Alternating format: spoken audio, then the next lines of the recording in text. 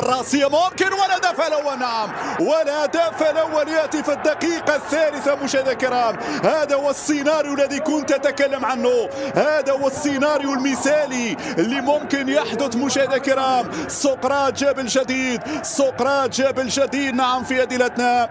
إذا سقراط يفعلها ويسجل محور الدفاع نعم على أفضلية مغربية من خلال أول كرة وأول هجمة.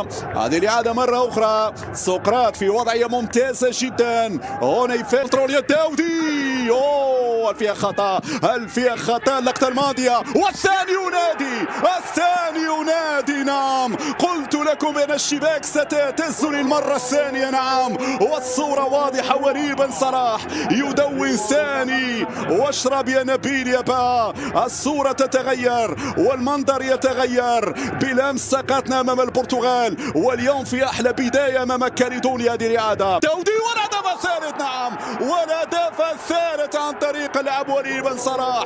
يا لو من منتخب مغربي هجومي، يا لو من منتخب مغربي مذهل في هذه اللحظات. 17 دقيقة 3-0 للمنتخب المغربي.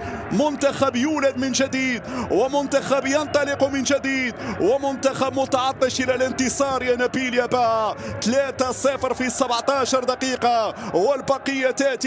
فمن البديهي أن والمتابعة بتمريرة هنا داخل منطقة الجزاء. الكعبة تتحضر والتسديدة والرابع نعم، والرابع وإن تأخر، ولكنه يأتي قبل دقائق من الجولة الأولى. برافو الداودي، برافو الداودي، وسط السيقان ووسط مدافعي المنتخب نعم الكاليدوني بين الداودي وباها. هنا البديل يدخل، هنا التعزيز الهجومي يحضر. مصدر في القائمة الثاني في اتجاه زياد، لا زالت مغربية، والكرة بالعرض من جديد، والخامس نعم.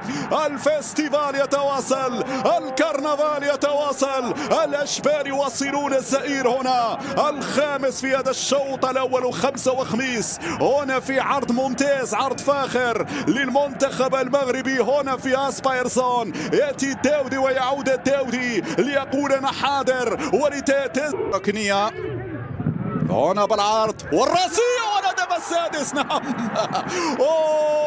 الهدف السادس. كل الطرق تؤدي إلى الشباك، كل الطرق تؤدي إلى الشباك نعم. الطريق سالك نحو المرمى، كل الطرق تؤدي إلى كاليدونيا الجديدة، بل إلى مرمى كاليدونيا الجديدة. هذه الإعادة مرة أخرى طويلة، الكنترول والسابع، السابع نعم، السابع يأتي في الشوط قياسي نعم. 7-0 زياد با ينضم إلى المسجلين في.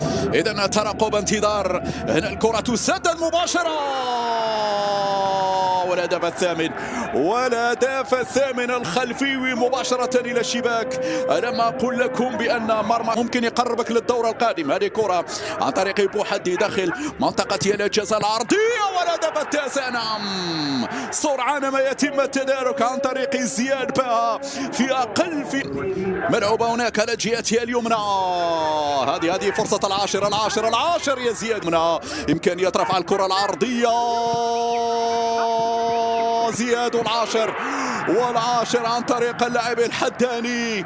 العاشر مباراة للتاريخ وسكور تاريخي في تاريخ المنتخبات.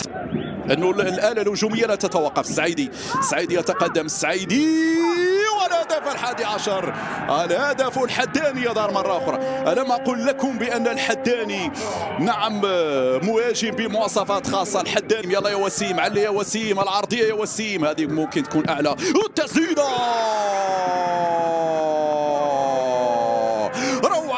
روعة الجول يا عبد الله يا وزان. أخيرا لا يمكن ألا يسجل وزان في هذه المباراة وأي صورة وبأي طريقة.